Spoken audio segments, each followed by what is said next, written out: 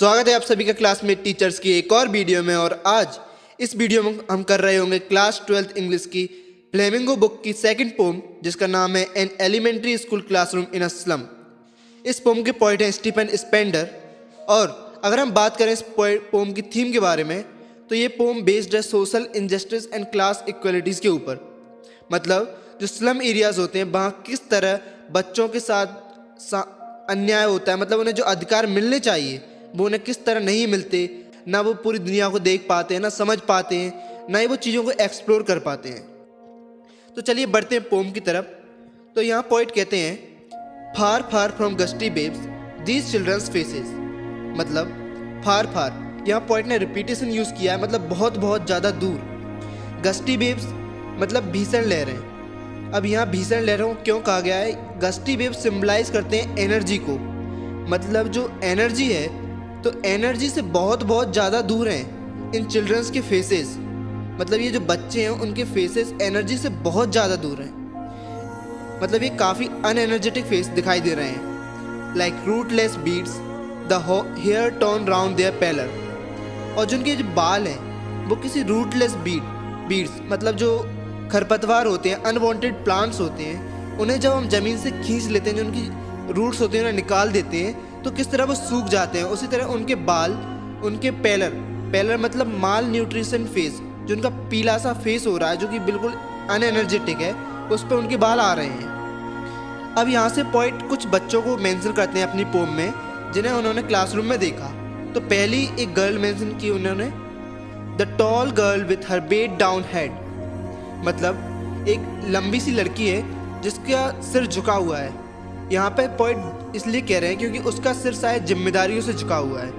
क्योंकि अक्सर होता है जो स्लम एरियाज होते हैं वहाँ बच्चे बचपन में ही बहुत बड़े हो जाते हैं। जो चीज़ नॉर्मल लोग एडल्ट एज आने तक भी एक्सप्लोर नहीं कर पाते या एक्सपीरियंस नहीं कर पाते, उन जिम्मेदारियों को वहाँ के बच्चे अपनी छोटी सी उम्र में ही एक्सपीरियंस कर लेते हैं। इसलिए जो जिम्मेदारियाँ हैं, जो दुख है, जो पेन है, उसकी वजह से पॉइंट कहते हैं कि इस लड़की का जो हेड है वो झुका हुआ है। अब अगला बच्चा है the paper seeming boy with rat's eyes. मतलब एक इतना दुबला पतला लड़का है जिसकी तुलना पॉइंट पेपर से करते हैं, जो पेपर की तरह लग रहा है। Paper seeming boy with rat's eyes मतलब जिसकी आंखें चूहे जैसी है, चूहे की आंखों जैसी आंखें हैं। अब यह चूहों की आंखों से क्यों कंपेयर किया है?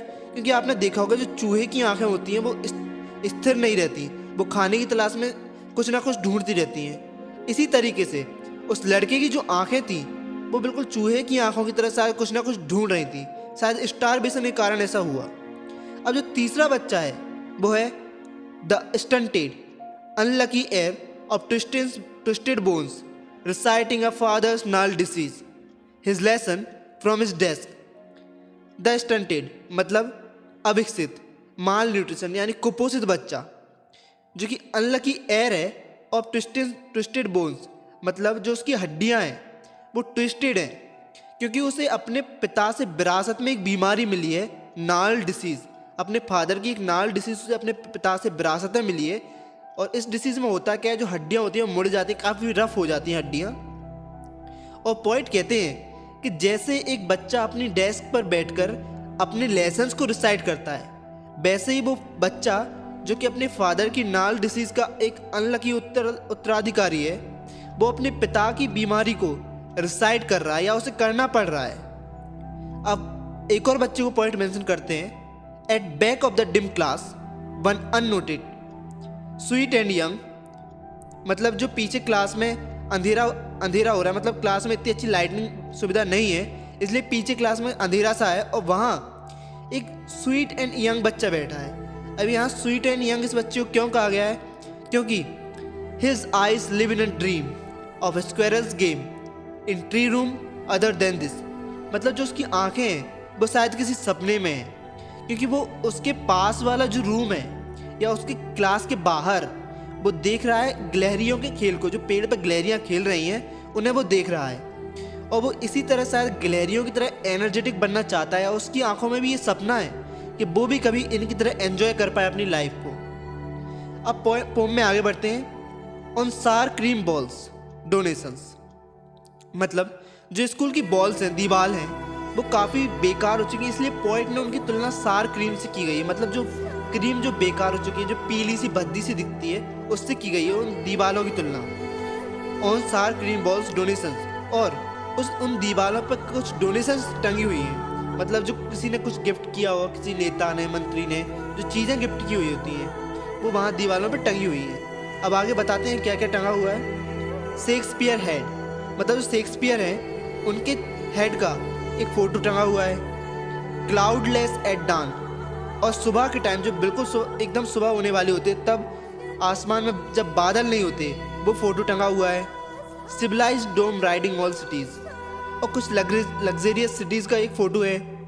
बेल्ड फ्लारी टायरोलिस बैले, और एक बेल्ड फ्लारी टायरोलिस बैले, टायरोलिस बैले एक जगह है एंड उसका फ़ोटो है। Open handed map awarding the world it's world. अब ये लाइन काफ़ी अच्छी है जो पोएट ने यहाँ यूज़ की है। ओपन हैंडेड मैप मतलब एक मैप टंगा हुआ है दीवार पे जो कि ओपन हैंडेड है, वो बच्चों से कह रहा है आओ मुझे देखो। और awarding the world it's world, और जो बच्चों की दुनिया है वो उस बच्चों की छोटी सी दुनिया को अपने अंदर जो विशाल दुनिया लेके बैठा है जो मैप, तो अपने अंदर की विशाल दुनिया को उन बच्चों की छोटी दुनिया को दिखाना चाहता है और अपने हाथ खोल के बच्चों से कहता है कि आओ मुझे देखो, देखो मेरे अंदर कितनी बड़ी दुनिया है। And yet for these children these Windows not this map there world, और फिर भी इन बच्चों के लिए उनकी दुनिया वो नहीं है जो मैप दिखाता है, उनकी दुनिया वो है जो उनकी क्लासरूम की खिड़की से बाहर दिखती है। भले ही मैप उन्हें कितना भी अपना वर्ल्ड को अवॉर्ड करता रहे कि देखो मेरे अंदर कितनी बड़ी दुनिया है, पर उनकी दुनिया तो केवल उस क्लासरूम के बाहर के सीन तक सीमित है। अब क्लासरूम के बाहर उन्हें क्या देखता है? Where all their futures painted with the fog, और क्लासरूम के बाहर जब खिड़की से देखते हैं तब केवल उनका फ्यूचर फॉग से भरा हुआ दिखाई देता है। फॉग से मतलब कोहरे से, जहाँ कुछ भी साफ नहीं है, कुछ भी क्लियर देखा नहीं जा सकता, सब कुछ धुंध जैसा है। A narrow street sealed in with the lead sky, और एक पतली सी गली है जो कि लेड स्काई मतलब ब्लूइश ग्रे कलर का जो स्काई होता है, ब्लूइश ग्रे कलर के जो बादल होते हैं, जो आसमान होता है उससे कंपेयर किया, जो कि काफ़ी बेकार सा दिखता है। तो उनकी जो पतली सी गलियाँ हैं वो बेकार सा आसमान, और ये जो उनकी दुनिया है जो छोटी सी, वो far far from rivers capes and stars of words, और उनकी ये छोटी सी दुनिया नदियों से बहुत दूर है। केप्स से बहुत दूर है। केप्स मतलब समुद्र के बीच में जो छोटे छोटे पत्थरों की वजह से टापू बन जाते हैं वो। स्टार ऑफ बर्ड्स मतलब जो अच्छे विचार हैं, खुशहाली वाली बातें हैं, उनसे काफ़ी दूर हैं। उनकी दुनिया को कोई लेना देना नहीं है कि आउटर वर्ल्ड कितना सुंदर है या कितनी अच्छी अच्छी बातें हैं दुनिया में, क्योंकि उनकी दुनिया तो केवल उस छोटी सी गली तक सीमित है। अब अगले स्टैंजा की तरफ बढ़ते हैं। सॉरी शेक्सपियर इज विकेड, मतलब यहाँ पॉइंट कहते हैं कि पक्का जो शेक्सपियर का जो फोटो है उनके लिए शैतान जैसा है। अब यहाँ शैतान जैसा क्यों है? क्योंकि उन बच्चों को ना तो ठीक से लिखना आता है ना पढ़ना आता है, और उन्हें किसका फोटो दिखाया जा रहा है? शेक्सपियर का, जो कि इंग्लिश के लिटरेचर के मास्टर कहलाते हैं। तो उनके लिए ये फोटो नॉनसेंस जैसा है। The map a bad example, और एक मैप जो इतने बड़े वर्ल्ड को दिखाता है उनको कि देखो मेरे अंदर कितनी बड़ी दुनिया है, तो उनके लिए वो बेकार एग्जाम्पल है, क्योंकि उनकी दुनिया केवल उस गली तक सीमित है, उन स्लम्स तक सीमित है। With ships and sun and love tempting them to steal, और जो दुनिया है बाहरी दुनिया है जो कि जिसमें बड़े बड़े जहाज हैं, सूरज है, अब ये सब उन बच्चों को टेम्प्ट करता है, मजबूर करता है कि उन्हें वो चुरा लें, उन शिप्स को, उन सूरज को, उन खुशियों को। और उनकी ये जो लाइफ है वो काफ़ी ट्रिकी तरीके से उन्हें एक क्रैम्प्ड होल्स की तरफ ढकेल देती है। For lives that slightly turn in their cramped holes. Cramped holes मतलब जो छोटे गड्ढे होते हैं। From fog to endless night, और जहाँ केवल धुंध है और एक ऐसी रात है जो कभी खत्म नहीं होगी। On their slag heap these children bear skin peeped through by bones and spectacles of steel with mended glass। अब यहाँ पे पॉइंट बताते हैं कि ऑन देयर स्लैग हीप मतलब जो वेस्ट होता है उसका ढेर, मतलब कचरे का ढेर जिसे हम बोल सकते हैं, उस पर ये जो बच्चे हैं ऐसे लग रहे हैं जैसे मानो इनकी जो हड्डियां हैं वो उनकी स्किन के थ्रू देखने की कोशिश कर रहे हैं कि बाहर की दुनिया को देख लें, इनकी हड्डियां।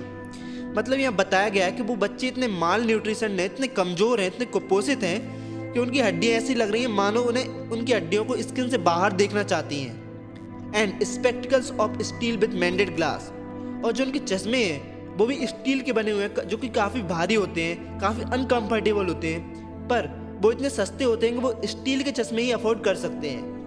With मेंडेड glass like bottle beads on stones, और जो उनके ग्लासेस हैं उनके चश्मों में वो भी काफ़ी टूटे हुए से हैं, मेंडेड हैं, और वो कुछ देखने में ऐसे लग रहे हैं जैसे हम कभी पत्थर पर कांच की बोतल तोड़ देते हैं तो उसके बाद जो टूटे हुए कांच बचते हैं, ऐसा लग रहा है जैसे इन चश्मों को उन कांचों से बनाया गया हो। इसी तरीके वो कांच भी उनके चश्मों के टूटे हुए हैं। All of their time and space are foggy slum, और इनकी जो पूरी जिंदगी है, पूरा टाइम है, वो केवल इस धुंध भरे स्लम तक ही सीमित है। So blot their map with slums as big as doom. तो यहाँ पॉइंट अपील करते हैं कि जो उनके मैप्स हैं, उन जो दुनिया का पूरा मैप है, उस मैप में इन स्लम को इस तरह हाईलाइट कर दो, इस तरह मार्क कर दो, जितनी बड़ी कयामत होती है उसी तरह दुनिया को बताओ कि स्लम भी इस दुनिया में हैं। अब पॉइंट इसके सॉल्यूशंस भी देते हैं कि कैसे ये सब होगा, कैसे दुनिया को पता चलेगा कि स्लम्स भी इस दुनिया में हैं। तो पॉइंट यहाँ अपील करते हैं इस बात की, और आगे बढ़ते हैं। Unless governor, inspector, visitors.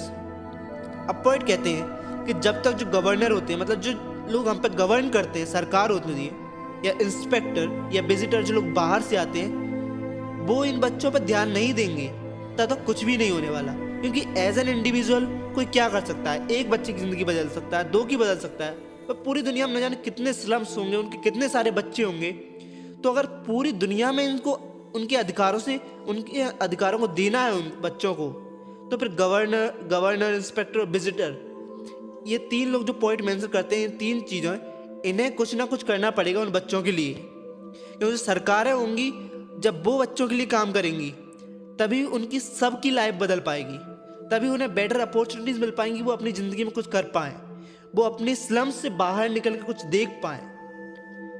This map, और पॉइंट कहते हैं, unless governor, inspector, visitor, this map becomes their window and. मतलब जब तक गवर्नर, इंस्पेक्टर, विजिटर्स को अवेयर नहीं कराया जाएगा, ये लोग कोशिश नहीं करेंगे, तब तक ये जो मैप है, जो उनकी विंडो से बाहर दिखता है, वही उनका मैप बनेगा। मतलब अगर ये लोग अवेयर नहीं होंगे तो उनकी जो धुंध भरी जो मैप है, जो कि उन्हें विंडो में से दिखता है, उनकी बाहर की जो धुंध भरी गलियां हैं, वही उनके लिए पूरी दुनिया का मैप रहेगा। क्योंकि एक्चुअल जो बड़ा मैप होता है, हमारा जो वर्ल्ड का मैप होता है, उसका कोई मीन्स नहीं है उन बच्चों के लिए। These Windows that shut upon their lives like catacombs, और जो ये जो खिड़कियां हैं वो उनकी ज़िंदगी को एक कैटाकॉम की तरह बंद कर देती है। कैटाकॉम मतलब जो ज़मीन के अंदर ग्रेवयार्ड्स होती हैं, जहां हम डेड बॉडियों को दफना सकते हैं। मतलब जो ग्रेवयार्ड्स होती हैं वो ज़मीन के अंदर भी होती हैं, जहां डेड बॉडीज़ को दफना दिया जाता है। तो पॉइंट वही कहते हैं कि यहाँ इनकी जो ज़िंदगी है वो इसी तरीके बंद है, जैसे कैटाकॉम में कोई डेड बॉडी बंद होती है, उसी तरीके से उनकी ज़िंदगी बंद है। और पॉइंट यहाँ अपील करते हैं, break O break open till they break the town. मतलब इनकी लिमिट्स को तब तक तोड़ो जब तक ये टाउन को ना देख ले, जब तक ये बाहरी दुनिया को ना देख लें। And show the children to green fields, और इन बच्चों को दिखाओ कि बाहर कितने सुंदर हरे मैदान हैं। And make their world run azure on gold sands. Azure मतलब क्लियर स्काई, और इनकी दुनिया को ऐसा बनाओ कि ये बच्चे पूरी आज़ादी से एक क्लियर स्काई के नीचे, गोल्ड सैंड मतलब एक रेत पे आज़ादी के साथ दौड़ सकें, मतलब आज़ादी के साथ अपनी ज़िंदगी जी सकें ये लोग। And let their tongues run naked into the books the white and green leaves, और उनकी जो टंग्स है, उनकी जो जुबान है, उन्हें बुक्स को पढ़ने के लिए यूज़ होने दो, उन्हें नेकेड बुक्स को पढ़ने दो, उन्हें अपॉर्चुनिटीज़ दो कि वो देख पाएँ कि बाहर कितनी हरियाली है, वो नेचर को जान पाएँ, बाहर जाके वो बुक्स को समझ पाएँ, वो अपनी लाइफ में कुछ सोच पाएँ, उन्हें बेटर अपॉर्चुनिटी मिल पाएँ। Open history theirs whose language is the sun, और जो लास्ट लाइन पॉइंट ने कही है वो काफ़ी अच्छी है कि हिस्ट्री उन्हीं की होती है जिनकी लैंग्वेज सन होती है। मतलब सन जिसकी भाषा सूरज होती है, उन्हीं का इतिहास बनता है।